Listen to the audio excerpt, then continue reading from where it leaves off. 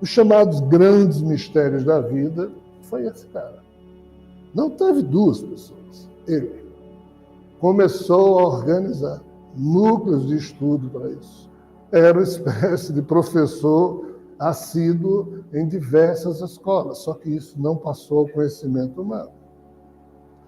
Mas com isso, esse ser começou a se fazer presente em muitas áreas. E nesse ponto da história, os Anunnakis, depois de muito brigar, estavam agora brigando para ver quem ficava com o Egito. Dele, que pela primeira vez um varão Anunnaki foi obrigado a ter relações com fêmeas dessas espécies todas. É isso que se conta nos livros. Que livros? Os próprios livros produzidos por esses seres. E ditado aos sumérios, e os sumérios transmitiram isso via uma escrita cuneiforme. Das fêmeas conseguiu expelir nenhum feto. Resolveu fazer diferente. Resolveu pegar o código de Enki, fecundar uma fêmea, Homo sapiens, retirar da fêmea o óvulo fecundado e colocar nela. Então, assim, os Anunnakis começaram a fazer todas essas experiências. E Ninjis Isidar, que viria a ser chamado de Thoth, lá no Egito depois, ele foi quem, basicamente, foi o cientista de todo esse processo. Todas as tentativas dele. E essa tia dele, ou seja, a irmã de Enki, começou também, ela era oficial médica, nos termos em que lá está descrito, então ela foi aprendendo, e assim essas três figuras, Enki, a irmã e o filho, terminaram conseguindo a produção de um rebento que eles ficaram maravilhados. Era alguém que tinha inteligência e era, ao mesmo tempo, obediente. Nesse ponto aqui da história, isso aconteceu entre 50 a 49 mil anos atrás. O gene FOXP2 veio de Enki e foi introduzido na humanidade. Então, o gene FOXP2 que todos nós hoje temos, que permite aos humanos criarem símbolos, e desses símbolos existia uma algoritmização e surgiu o que a gente chama de pensamento ou racionalidade, veio dessa experiência e de outras, mas essa aqui foi a principal. E essa descendência desse núcleo terminou criando todo um processo histórico muito difícil da gente acompanhar, mas que teve lugar e que foi apoiado, prestem bem atenção, por todas as forças que estavam aqui na Terra, observando o que se passava ou mesmo tentando interferir no que se passava. Todo mundo tinha interesse naquilo. Ninguém atrapalhou os Anunnakis.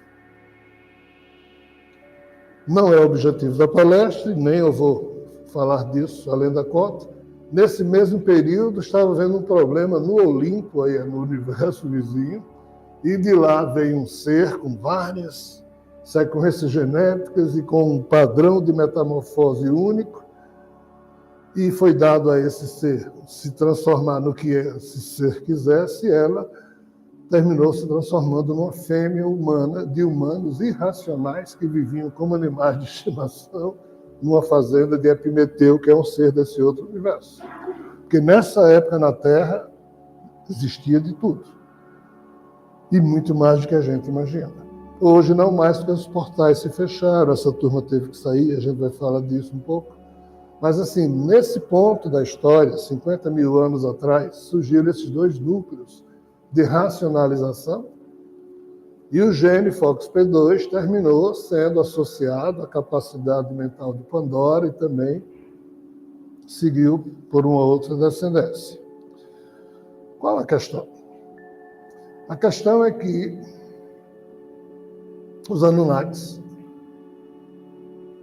tiveram absoluta certeza que o jogo todo estava resolvido. Que jogo? Como desenvolver o jogo da vida aqui na Terra, para que a Terra se visse como um quintal de Nibiru. Quando os Anunnakis estabeleceram isso, as demais civilizações que estavam de fora que também disseram, opa, vamos fazer a mesma coisa. Assim, os Anunnakis, eles não tinham poder para se tornar donos da Terra, porque eles eram poucos. Como eu disse, aí agora já estou chegando em 30, 20 mil anos atrás, eles não chegavam a 1000 figuras aqui na Terra. E a tecnologia deles era suficiente para vir para cá, mas não era suficiente para dominar a Terra e nem brigar com todas as demais civilizações que estavam aqui. Então, eles nunca pretenderam isso dessa forma. Eles tentaram isso de outras maneiras. Estão tentando até hoje. Mas eles pensaram, nossos problemas estão resolvidos porque o ser humano está sob nosso controle e nós vamos, então, aumentar a produção de extração do ouro, bababá, bababá, bababá. E, de fato, assim foi. Qual o problema dos Anunnakis? Eles começaram a brigar entre eles mesmos. O problema dos Anunnakis é porque os filhos de Enlil, as filhas de Enlil, os filhos de Enki, as filhas de Enki, todo mundo brigou entre si, menos Ninjizida, que nunca brigou com ninguém, ainda quando o pai mandava fazer uma coisa, ele fazia. Mas o resto queria poder. Esse ser não. Esse ser, a paixão dele era científica, quase filosófica, mas os Anunnakis não têm essa condição ainda. Então, Ninjizida foi alguém que, enquanto todo mundo brigava, ele ficava olhando para os astros, fazendo contas, tentando entender. E um detalhe, de novo eu digo, ele nasceu aqui na Terra. Foi a Nibiru uma vez na vida e nunca mais foi. Então esse ser, ele começou a viajar a Terra inteira. Os outros viajavam para disputar, para essa área é minha, essa região é minha. Ele não. E ele começou a estabelecer escolas, aonde podia, e ele começou a perceber algo que ninguém mais percebeu: o valor do ser humano. Ele começou a perceber que os humanos eram muito, mas muito mais sagazes. Nem ele, nem a tia, nem o pai jamais imaginaram que iriam criar um ser daquele jeito. Então ele sempre transmitia para Enki, o pai, que os humanos algum dia iriam mandar os Anunnakis para as cucuias, porque os humanos, eles evoluíam, eles tinham uma característica muito superior dos Anunnakis no campo da modificação gênica. Os Anunnakis fazem modificação gênica, mas muito devagar e de uma forma muito estranha comparada conosco. Os humanos aprendem as coisas rapidamente e rapidamente aprendem a desenvolver maestria naquilo que aprenderam há pouco tempo. Se um Anunnaki vai aprender a tocar piano do nada, ele passa 10 mil anos aprendendo a tocar o bife. O humano, ele começa... Os Anunnakis, eles são para algumas coisas, para outras não. Ele percebeu isso. E começou a desenvolver um olho para olhar para os humanos e distinguir quais aqueles que tinham mais capacidade para isso, para aquilo. Então, esse cara evoluiu bastante na própria condição Anunnaki dele, como ele também foi uma espécie de mentor do desenvolvimento de diversos núcleos humanos. E, para a tristeza dele, de vez em quando um desses núcleos era destruído. pelas confusões e guerras entre os próprios Anunnakis, que sem o menor respeito pelo que ele estava fazendo, às vezes também porque não sabiam. Então, assim, esse cara ele foi se acostumando com isso, e tudo que a gente chama hoje de iniciação que existe na genética humana, tudo que as chamadas escolas de mistérios, grandes mistérios da vida, foi esse cara. Não teve duas pessoas. Ele começou a organizar núcleos de estudo para isso. E era uma espécie de professor assíduo em diversas escolas, só que isso não passou ao conhecimento humano. Mas com isso, esse ser começou a se fazer presente em muitas áreas. E nesse ponto da história, os Anunnakis, depois de muito brigar, estavam agora brigando para ver quem ficava com o Egito. Porque aí vamos começar a época das fofocas. Ninguém na Terra sabe quem construiu as 3 pirâmides. E ninguém na Terra sabe quem construiu a Esfinge. Tudo indica que foi o Dr. Ningizilo. Aí já como Thoth. Quando ele ia para o Egito, o pessoal chamava ele por alguma razão de Thoth, o deus Thoth, e assim ele foi sendo conhecido por lá. Mas nas regiões da Mesopotâmia, na Suméria, e mais na parte asiática, na Turquia, a antiga região onde basicamente esse ser ele era conhecido como Ningizilo. Só no Egito que ele foi conhecido como Thoth. Ainda ninguém o chamava de Hermes. Não existia cultura grega para isso ainda. Mas a egípcia já. A coisa no Egito é tão maluca, tão maluca, tão maluca. Porque, assim, como eu já disse em outras palestras, quando a gente fala da mitologia hindu, mitologia grega, nós estamos falando de seres deste universo vizinho. 100%. Quando a gente fala da mitologia sumeriana, acadiana, urrita, hitita, a gente está falando dogões, a gente sabe que está falando de seres desse nosso universo. Mas quando a gente fala na mitologia egípcia, aí uma esculhambação maior do mundo. Por quê? Porque a história do Egito não é só de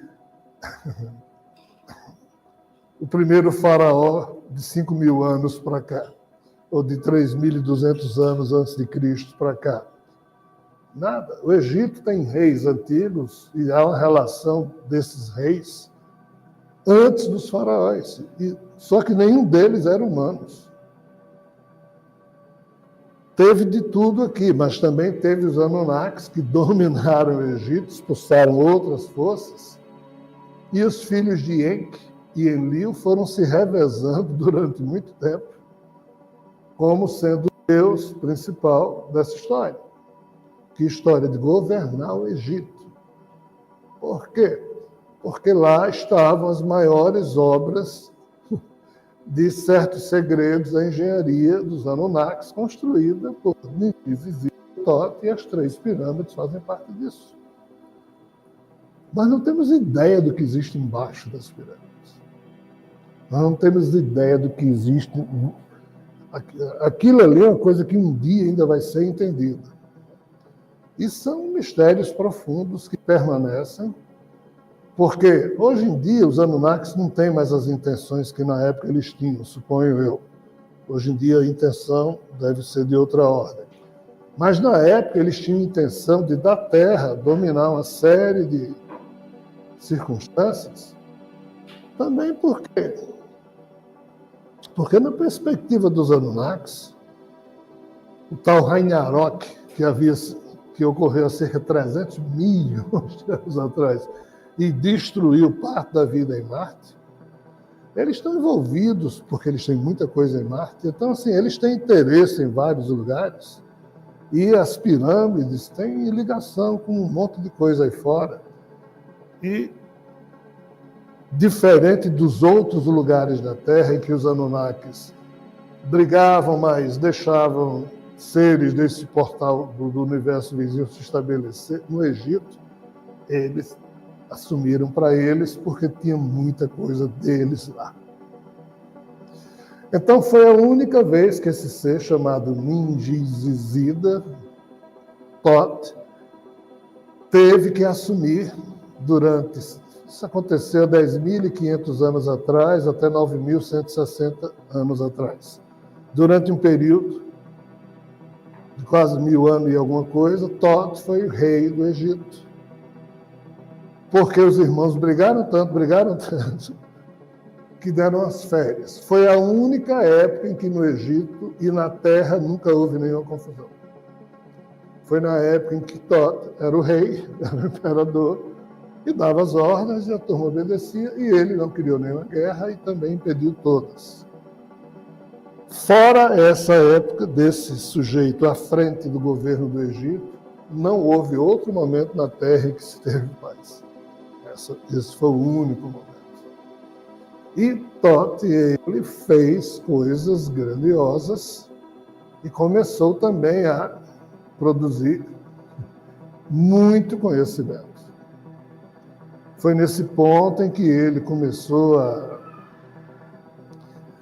desenvolver uma série de métodos que mais tarde viriam a ser, aqui na Terra, conhecido como, digamos, o primeiro alfabeto que surgiu aqui na Terra, disse que foi na Suméria.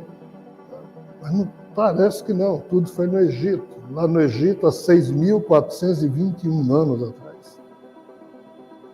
Thoth chegou para o... Thoth já não era mais rei, nessa época já tinha faraó, mas os faraós não eram ainda esses conhecidos das dinastias que nós falamos. E ele disse, fiz aqui uma coisa muito boa para os humanos e que também vai ser útil para a gente.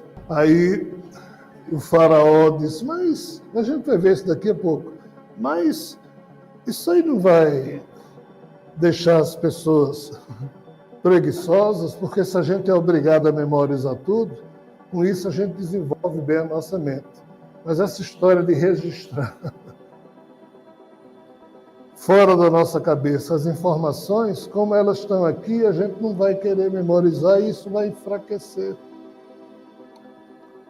Aí Thoth disse, mas para os humanos, porque assim, Thoth já tinha lidado com vários outros tipos de alfabeto de escrita e ele tinha a própria escrita comum à lógica dos Anunnakis. O que é que os arqueólogos, paleoantropólogos não percebem? É que Thoth, ele desenvolveu um alfabeto de acordo com o que ele havia percebido nos humanos que seria muito mais produtivo para a mente humana. E parece que é. Mas, em resumo, esse ser chamado Thoth, ele está por trás de uma série de fatos que a gente nem imagina. Os irmãos continuaram a brigar. E como eles ficavam disputando quem ganhasse, Thoth teria que obedecer a eles. Então Thoth começou também a criar impasse com todos eles, até que todos decidiram expulsar Thoth da família dos Anunnakis. Vocês sabem onde é que Thoth veio parar? Aqui. O famoso Quetzalcoatl dos astecas, dos maias, Viracocha dos incas, é Thoth, um grupo de Anunnakis.